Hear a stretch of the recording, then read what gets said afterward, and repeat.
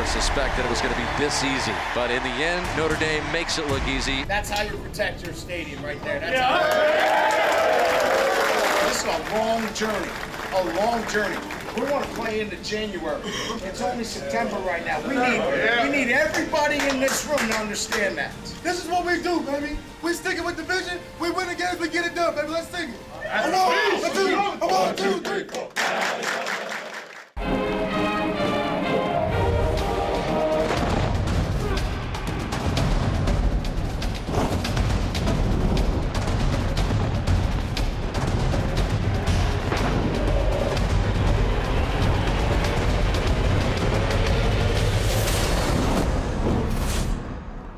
Welcome, Irish fans, to the 6th season of Inside Notre Dame Football with Brian Kelly, presented by TireRack.com. I'm Jack Nolan. The Irish opened the 2015 campaign with a dominant 38-3 victory over the Texas Longhorns on Saturday night. The win was a total team effort, but it was headlined by quarterback Malik Zaire, who threw for 313 yards and 3 touchdowns while completing 86% of his passes, the second most accurate single-game passing performance in Notre Dame history. Many believe Zaire's strength is running the football, but his great passing night did not surprise his teammates. I feel like that was disrespectful towards Malik, saying we're going to be a running offense, and because I know he can pass. Our offensive guys know he can pass, so he threw the ball 20 for 22. So that speaks for itself. He was the player that he is in practice.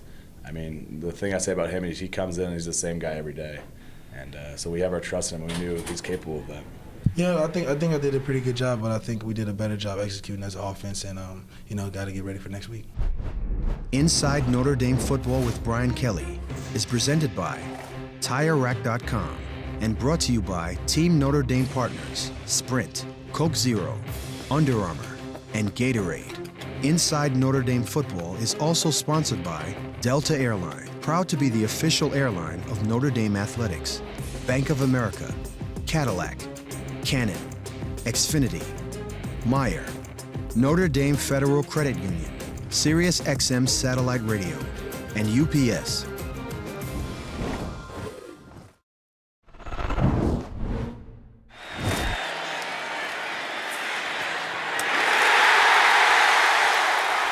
This was the first time that Malik went into a game and he was the guy.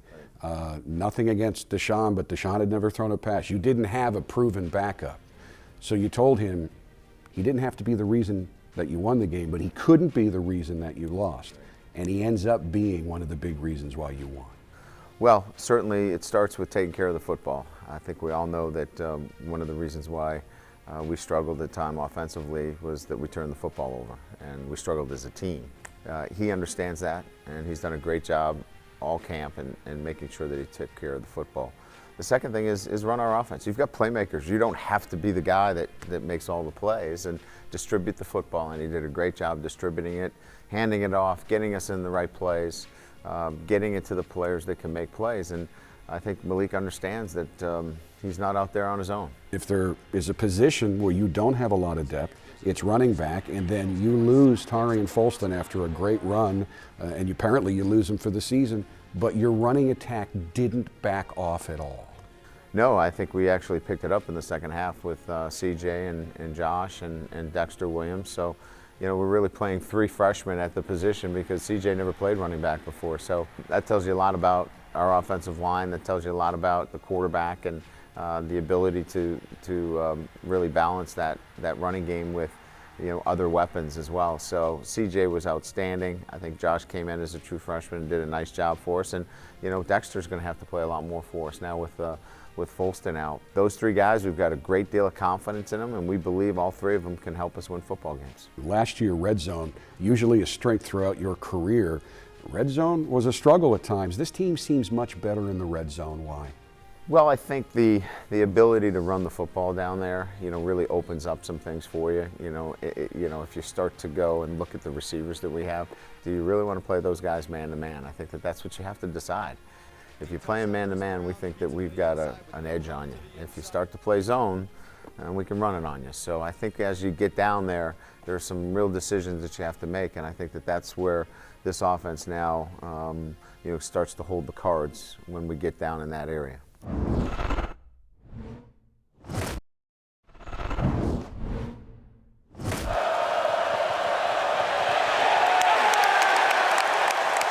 You've also been peppered with questions about pass rush, and I got the sense you were never as concerned about it as some of the people asking the questions because you thought you would get one.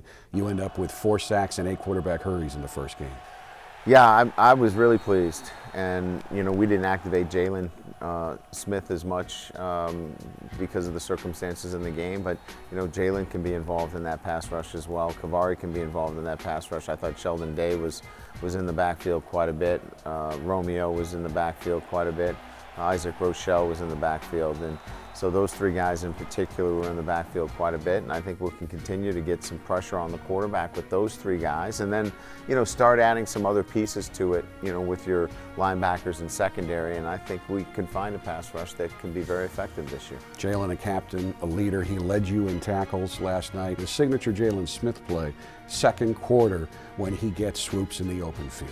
When he was able to meet swoops at the the midpoint of the first down marker and lay him back, I thought it'd send a message to probably swoops that it's going to be a long night. And the way he took down a 6'4", 250-pound quarterback too, I think probably send a message to everybody on that team. But Jalen, he was your leading tackler, but only by 1. This was not a game where your best player was dominant.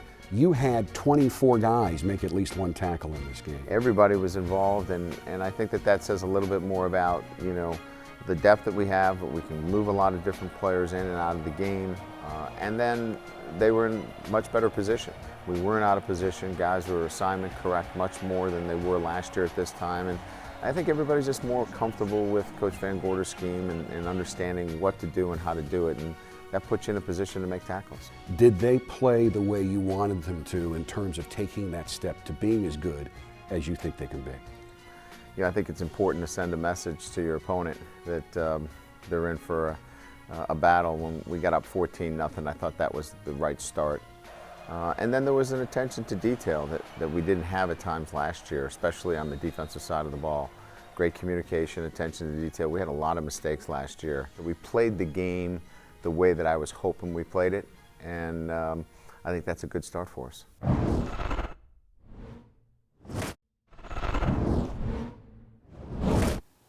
If it seems like a long time ago that Notre Dame took on Arizona State in the Shamrock Series in Dallas, then try to imagine just how long that time frame must feel for Notre Dame linebacker Jared Grace. The then starting linebacker suffered a severe leg fracture in that October 2013 game, triggering a nearly 2-year rehabilitation process before finally getting back onto the playing field against Texas. Before achieving that goal, Grace spent some time with our Jack Collinsworth. Here's Grice trying to turn the corner. Cuts up. Here is Jared Grace, apparently injured for Notre Dame. Looks like somebody's rolling on his right leg right now. You break your tibia and your fibula. There had to have been a few moments of doubt along the way. Why so important to come back and put the pads on for Notre Dame? To me, really, I had no choice other than to come back. Being a part of this team here at Notre Dame, you invest in one another. You invest in your teammates, the coaches, and the staff. For me not to make this full comeback, and to take this field again, I feel like I wouldn't do justice to the love and commitment that people had put into me. So I was just fulfilling my end of the deal, really. You were becoming a star on this defense in 2013. How close are you physically to where you were then? Actually, heading into this fall camp, I felt tremendous. Actually, probably even in some respects, I might be better physically in some areas than I was in 2013. I can remember the first time you put, the pads back on, the first day where you guys were going to hit in spring practice.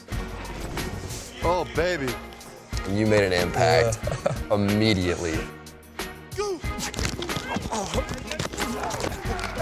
I was able to just knock the guy back both times, fling him down and have a big tackle. And I think for my teammates, they were able to see, wow, this is the Jarrett we remember, the guy who just fearless, wants to, be a contact junkie, just get after it. But it was even bigger for me just because I had a little doubt in my mind as to, is my body gonna hold up? That took away all the doubts right then. It's like, okay, it's gonna last. The metal's gonna hold up, the bones are good, all that deal.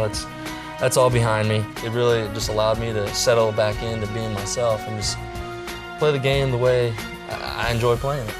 Just somebody who's gonna bring, his hard hat and his lunch pail ready to work, because that's all I've known. Take me inside the mind of a young, aspiring Jared Grace. What did your dream world life look like? Okay, growing up, a Catholic kid, and also a hard-nosed, blue-collar kid who wanted to play football as soon as I could walk. The goal in life was to be star NFL player while being the Pope. You know, flying into the Vatican, you know, on Sundays, celebrate Mass, then come back. Hopefully I can live a good life up to, you know, all the holy Catholic standards, and at the same time, hopefully I can have a great season. Still dreams of playing in the NFL for you? Definitely. Yeah. Cincinnati Bengals, you know, that place gets rocking. If I could be a part of, you know, their organization or just really anywhere, if I could just get that shot down the road, that would be huge. I would just take that and put full energy into it. And like you said, I just want to, you know, represent my hometown, people from Cincinnati, and just, you know, just show them that kids from there, they can make it. You know, tough, blue-collar, hard-working kids, they can really, you know, chase after their dreams. Favorite all-time movie? Colombiana. Favorite musical group or artist? Drake. One thing the public would be surprised to learn about you? My favorite TV show is Dance Moms. What does it mean to be a Notre Dame football captain? It means everything. It's an honor. Where is your favorite spot at Notre Dame? My favorite spot, Grace Hall. The program training led by Marines. Very humbling. Player on the team most like you? Tavon Coney. Best nickname on the team and who has it? Me, Smooth. Best player to room with on the road? Max Redfield. Toughest player to tackle on the team? CJ Proside. Best singer on the team? Mike McGlinchey. Best dancer on the team? Torrey Hunter Jr. Best dresser on the team? Matthias Farley. Worst dresser on the team? Jerron Jones. Best thing about playing for Notre Dame? 80,000. Captain Jalen Smith, you have completed the 60-second drill inside Notre Dame football. Thank you. Yes, sir. Good job.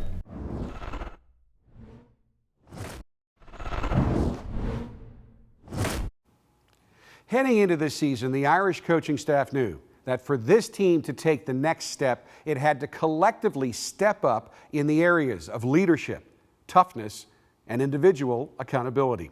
With this in mind, the staff invited a group of active and former military personnel to campus to put the team through what they call the program. You can't win alone. Just because you're a bunch of guys on the team together, you know, are you teammates? Are you one? And when you hold each other accountable, when you take care of your teammates and support them physically, mentally, emotionally, you know, that's when you have something special. Good. My name is Mac. We're here from a company called The Program. Man, The Program is a leadership development and team building company. We develop better leaders and create more cohesive teams through shared adversity. Man, you're going to face quite a bit of adversity over the next 2 days. Well, the thing that you saw with Mac right off the bat, there was no nonsense. And the way he said it is, we'd like to meet with the staff and see what you guys are looking for, and then turn the team over to us, and we'll go from there. Man, everything we do in life is habit forming. Winning's a habit, losing's a habit too. If they ask you to do it a certain way, they expect it to be done a certain way, and hold each other accountable. And those sort of things came through, but it came through from Mac right from the first time we had a chance to meet him. See, man, here's the thing. If you don't hold each other accountable right now, if you don't do it now, you won't do it when it matters. If you don't do it now, you know who will hold you accountable? USC, they'll hold you accountable. Right? They'll drop 35 on you. That's how they hold you accountable. If we don't do it to each other now, it's going to be too late then. Our football players are great athletes. They're, you know, to do sets of jumping jacks and push-ups and things like that, that's not hard for them. But it's a challenge to do it right, to do it in unison, to do it and stop at the correct time. And as the body gets fatigued, the challenge becomes greater. So the focus from the program was to really show you how well you can succeed when you hold each other accountable, when you focus on what you're doing, when you focus on your teammates and focus on yourself in completing the task. And those were great qualities for a team entering a season to practice. Who thought what we did over the last 2 days was hard? All right, man. What we did over the last 2 days wasn't hard. It was challenging. Those are two different words.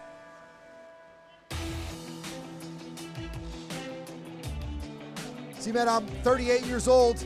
Played football for 8 years, been in the Marine Corps for 14. I've done strongman, CrossFit competitions, double sessions, all that. I've only done 2 hard things though. One was having to kiss my loved ones goodbye each time I went to a combat zone, not knowing if I'd ever see them again. That was hard. 2 was watching some of my friends and teammates die. That's still hard.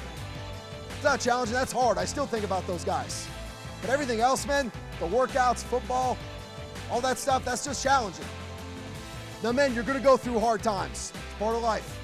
That's why you got teammates to help you through those hard times. But nothing you ever do in the pool or on the field is ever gonna be hard. It's only gonna be challenging. Keep that in mind.